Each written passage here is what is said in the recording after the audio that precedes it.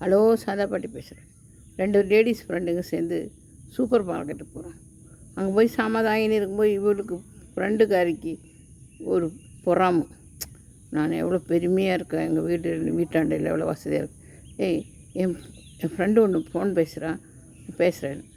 என்னடா நீ எங்கடா இருக்க? அப்போ அவங்க கேட்டான் மறு பக்கத்துலேயே இருக்கு. நீ எங்கடி இருக்க அப்படின்னு.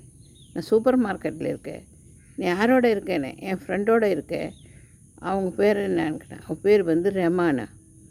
சரி அந்த ஒரு பொய் சொல்லி திருடுமே அந்த பொண்ணான்.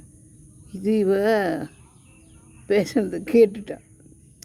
அப்புறம் என்ன சொன்னான், சரி நீ உன் ஃப்ரெண்டுக்கிட்ட பேசிட்டியா?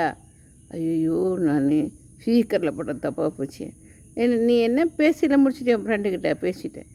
சரி நீ பேசுனதில் நான் கவனிக்கலை, நான் அந்த பொருளெல்லாம் எடுத்துட்டேன் அப்படி மனசுலேயே சொல்கிறேன். என்னை வந்து திருடின்னு சொல்லி கொடுத்தியா? நீ என்னென்ன தப்பு செய்திருக்கன்னு எனக்கு தானே தெரியும். இருடி.